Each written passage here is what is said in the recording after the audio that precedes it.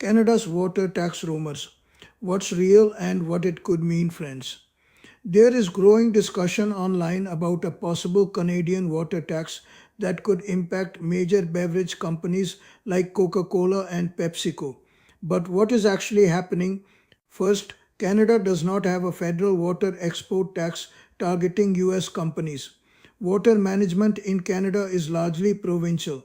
Provinces such as Ontario and British Columbia already charge modest water taking fees for commercial bottling operations.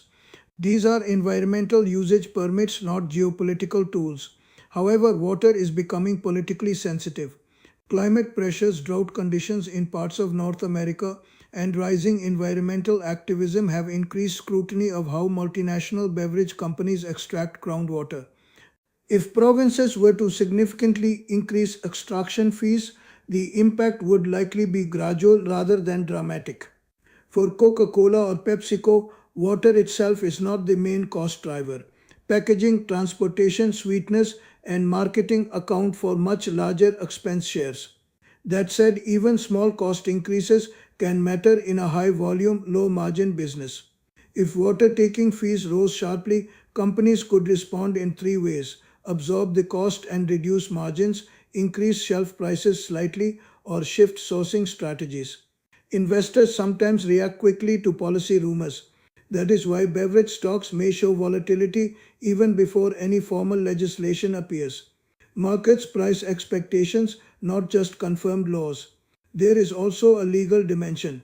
Under trade agreements like USMCA, bulk water exports are politically controversial, and Canada has historically resisted treating water as a tradable commodity in the same way as oil or lumber.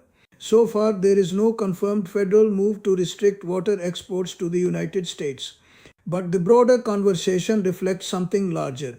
Water security is becoming strategic.